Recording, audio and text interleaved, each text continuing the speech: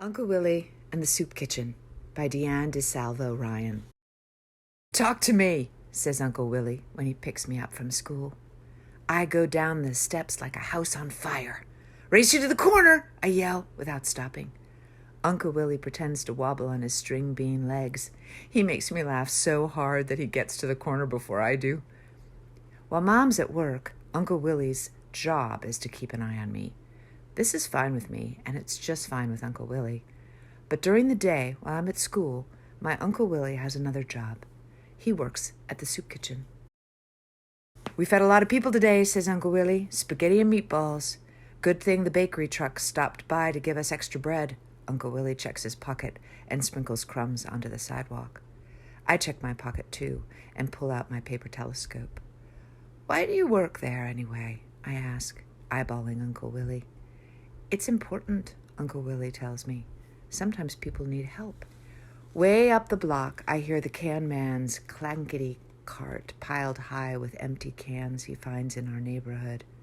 My mom says he cashes them in for money at the supermarket. Whenever I see the can man, he is pushing his shopping cart in the street. Today he's on the sidewalk, though, moving his clankety cart right toward us. "Let's go," I whisper to Uncle Willie, but I think he doesn't hear me.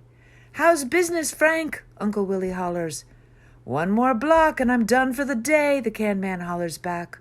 Uncle Willie picks up an empty can and tosses it into the cart. "2 points for the basket," the can man says. Then he hunches back over his cart to give it one long push. I listen to the sound of those rattly wheels, clangety bump, until they are far, far away. "Since when do you know that can man?" I ask Uncle Willie. "Since Frank came to eat at the soup kitchen," he says. "But why doesn't Frank eat in his own house?" I ask. "Doesn't he have a place to live?" Uncle Willie takes my hand and rocks it high and low. "I never asked Frank where he lived," says Uncle Willie. "In the soup kitchen, you only have to be hungry." When Mom walks me to school the next morning, I see a woman sleeping on the park bench. "She looks lonely," I say. I feel kind of sad when I see her. Mom says there are a lot of lonely people these days. That's why I'm proud of Uncle Willie. He's doing something to help.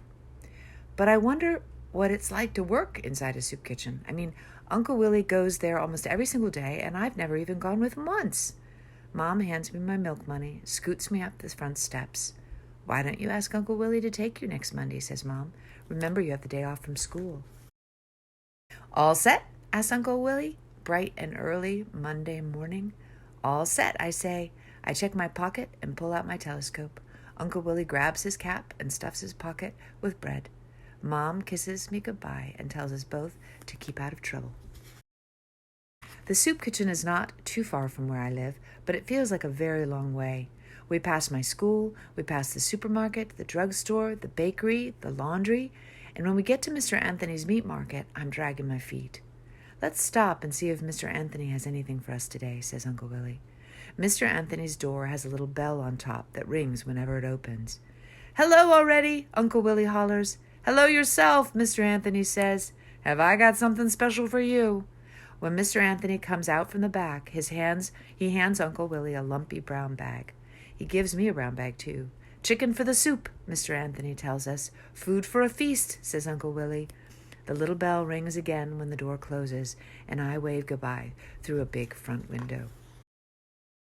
When we turn the corner, Uncle Willie points to a small brick building. It looks old and kind of run down from the outside. "Here we are," he says. A woman opens the big white door. "Good morning, Shanta," says Uncle Willie. "A very good morning," says Shanta, smiling. "You brought us a helper today." I shake Shanta's hand and follow Uncle Willie inside. The soup kitchen is small and bright. The 4 huge soup pots steaming on the stove make the whole place smell delicious. There are posters on the wall that say, "Have a nice day," and "No smoking, please." "Look," I say, "lunchroom tables just like my school." "But what's that high chair doing here?" Uncle Willie takes my bag and puts it down on the table. "Little children come here, too." "Now let me introduce you all around," says Uncle Willie. "First, I meet a cat. This is Underfoot," Uncle Willie tells me. "Underfoot works the night shift down in the basement. And over there is Brother Mike. Brother Mike opens the lumpy bags from Mr. Anthony's store and turns them upside down. "Chickens," he says, looking over at us. "That's great. Thanks for picking them up." A man at the double sink is washing a big silver bowl. "And this is George," Uncle Willie says. "If it wasn't for George, we'd all be in hot water." Uncle Willie ties an apron on and helps me tie one too.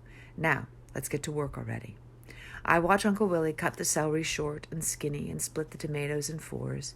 He chops the potatoes and parsley and onions and tosses them into each soup pot. He smiles at me and jiggles a carrot. "Perfect," Uncle Willie hoots and finishes off the string beans. "Will you help me sort the fruits and vegetables?" Shanta asks. The market gave us so much fruit we can make a salad today." I separate the fruit and put it in the sink to wash. While Shanta slices, I mix the fruit inside the big silver bowl with a wooden spoon. Everything comes extra big around here. George walks over from the sink and opens a really big can of peanuts. He says he wouldn't mind one bit if he had some extra help. I put one big bowl of peanuts, one big bowl of sliced cheese, one big dish of butter, and 2 big baskets of bread on every lunchroom table. I'm hungry," I say, when Brother Mike gives every pot just one more stir. "Break time," he says. "Help yourself to a bowl of soup. Sit down already," Uncle Willie tells me, "and make yourself uncomfortable." I pour a little bit of my soup into a cup for Underfoot. "Chicken and vegetable soup," I say, "my favorite." I look around at all the empty chairs. "But what if there's not enough soup?" I ask. Uncle Willie waves his hands. "It's just like magic," he tells me. "There's always a little bit more." He pulls something out of his pocket. "This little clicker will count how many people come here today, so then we can make enough soup for tomorrow." When I'm finished eating, I peek outside and see a long line of people from the soup kitchen door to the corner. "I used to be out there on those lines," says George, "but now I'm in here helping." I stare out the window and reach for Uncle Willie. "Are all those people homeless?" I whisper. "Is George homeless too?" Uncle Willie leans a little closer and says, "George rents a room in a building nearby, but some of the people have no place to live. If they're here, they're hungry, and we're here to fill up the bowls." Brother Mike ladles the steaming soup into the bowls and places one on every tray. Shanto dishes out the fruit cups and puts them next to the bowls. And when the first trays are ready with soup and fruit, Uncle Willie yells out, "Lunchtime!" We let the big white door swing open and the first few people rush in at once. "The soup is nice and hot right from the pot," hollers Uncle Willie. He says hello to just about everybody who comes in. "And how are you, Double Jim?" asks Uncle Willie. Double Jim points to his belly and laughs. "I'm twice as hungry and 2 times as big," he says. There are so many people pushing in at once that I can't see inside anymore.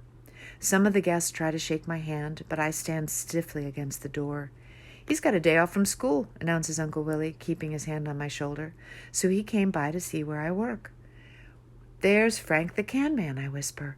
"Hello there, Frank," says Uncle Willie, showing him the boxes of fruit and vegetables. "Help yourself. We have extra today." In no time, the soup kitchen is full.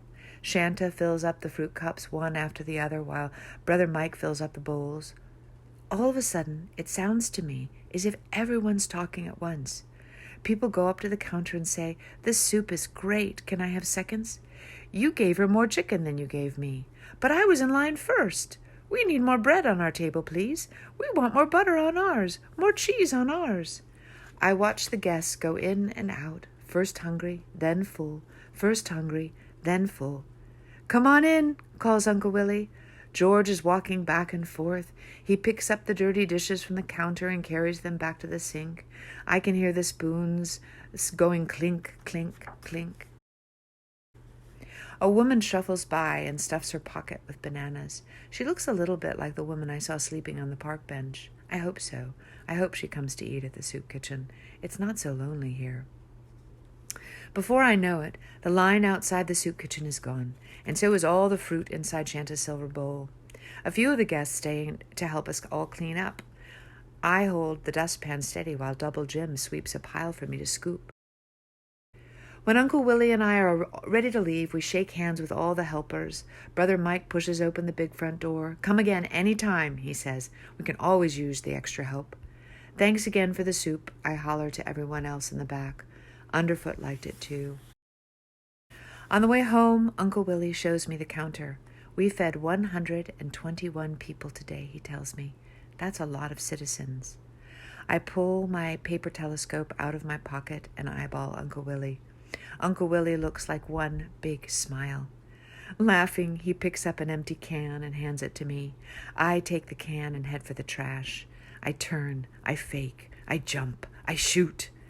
"Talk to me," says Uncle Willie, and he hoots as I score 2 more points for the basket. The end.